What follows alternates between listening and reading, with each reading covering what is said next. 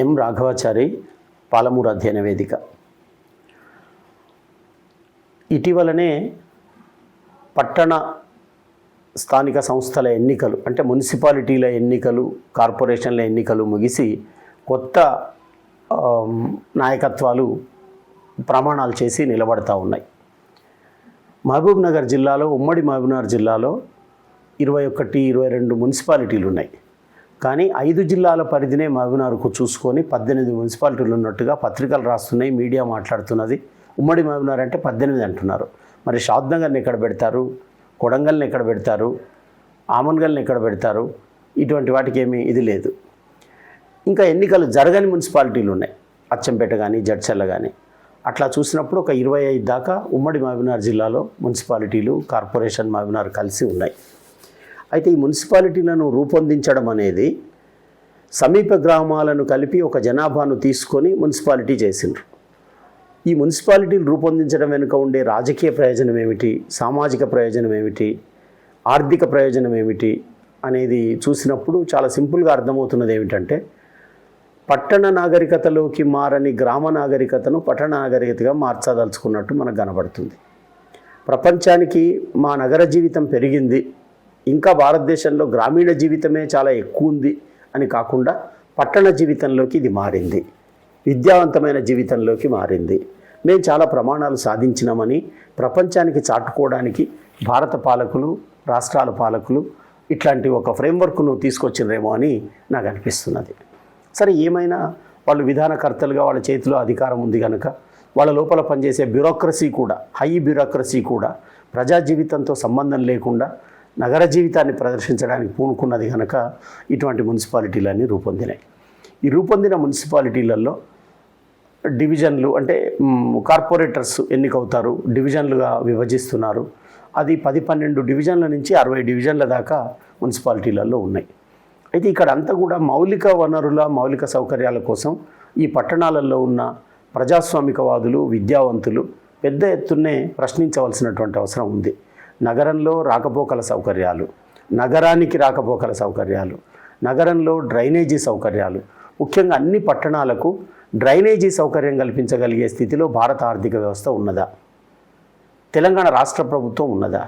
ఎక్కడెక్కడో విస్తారమైనటువంటి రోడ్లు వేస్తున్నారు కానీ అన్ని పట్టణాలలో ముందు మీరు డ్రైనేజీ వ్యవస్థ సరిచేసి అండర్ డ్రైనేజీ సిస్టమ్ పెట్టి అక్కడ అనారోగ్యాల పరిస్థితిని నివారించాల్సిన అవసరం ఉంది. ఈ అండర్ డ్రైనేజీ చేసేటప్పుడు ఆ పట్టణం నుంచి బయటకు వచ్చిన నీళ్లు చెత్త తీసే వ్యవస్థలు ఏర్పాటు చేస్తున్నారు, వెహికల్స్లో తీసుకుపోయే దగ్గర పోస్తున్నారు. కానీ ఆ పట్టణం వదిలేటటువంటి, విసర్జించేటటువంటి మలమూత్రాలు, ఆ నీళ్ళన్నీ కూడా ఆ సమీపంలో ఉండే చెరువులలో కలిసే పరిస్థితి తీసుకొస్తున్నారు. మళ్ళీ దానికోసం ప్రజలు ఆందోళన చేయాల్సి వస్తుంది. అట్లా కాకుండా పట్టణ సమగ్ర ప్రణాళిక అంటే అండర్ డ్రైనేజీ వేస్టేజ్ కూడా, సివరేజ్ వేస్టేజ్ కూడా ఏం కావాలి, దాన్ని ఎట్లా శుద్ధి చేయాలి, ఇటువంటి వ్యవస్థ కూడా ఉండాల్సినటువంటి అవసరం ఉంది. మూడోది ఏంటంటే మంచినీళ్ళ విషయంలో ఎప్పుడో నిజాం రాజు మీర్ ఉస్మాన్ అలీ ఖాన్ హైదరాబాదులో వీధి నల్లాలు లేకపోతే చాలా గందరగోళం అవుతుంది, ఇంటి నల్లాలకు డబ్బులు తీసుకోవాలంటే ఇది చాలా అన్యాయము, నీళ్లు డబ్బులు తీసుకొని ఇస్తామా అన్నారు. కానీ మహబూబ్ నగర్ జిల్లాలోని, ఉమ్మడి జిల్లాలో నీటి వ్యాపారం చూస్తే బస్టాండ్లలో నీళ్లు కొనుక్కుంటున్న పేదవాళ్ళు అన్నం కంటే నీళ్ళు ఎక్కువ రేట్ అయిపోయినాయని అంటున్నారు. కనుక అన్ని పట్టణాలలో పబ్లిక్ ట్యాప్స్ విధానం, ప్రజలకు మంచినీళ్ళు అందుబాటులో ఉండేటట్టుగా పబ్లిక్ ట్యాప్స్ విధానం తీసుకురండి. దీనికోసం మీరు పుష్కరాలు ఏర్పాటు చేస్తాం, దేవాలయాలు ఏర్పాటు చేస్తాం, గుళ్ళను అభివృద్ధి చేస్తామని చర్చలు చేస్తున్న ప్రభుత్వాలు మొత్తం పట్టణాలకు అందరికీ పబ్లిక్ ట్యాప్స్, నీటి వసతి ఏర్పాటు చేస్తామని చెప్పలేకపోతున్నారు.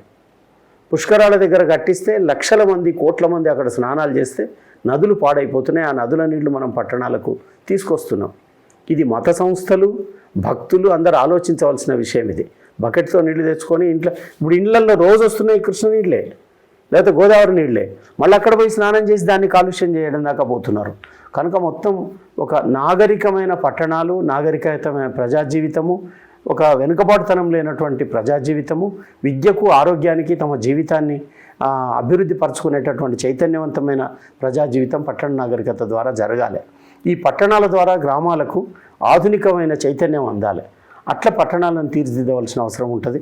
అట్లా లేకపోతే ఇవాళ పట్టణంలో ఉన్నటువంటి సమీప గ్రామాల నుంచి వచ్చి పట్టణంలో స్థిరపడ్డ వాళ్ళందరూ పట్టణ నాగరికత వికసించడానికి ఇటువంటి మౌలికమైనటువంటి వసతులు కలగడానికి పనిచేయవలసిన అవసరం ఉంది.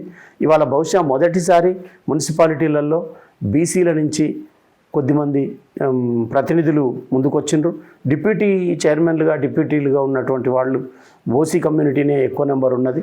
ఒక సమన్వయంతో పనిచేసి మరింత అణగారినటువంటి ఎంబీసీలకు, ఎస్సీలకు, మైనారిటీలకు రాజకీయ పదవుల్లో న్యాయం జరిగేటట్టు కూడా ఒక ఆలోచనను ముందుకు తీసుకుపోవాలి.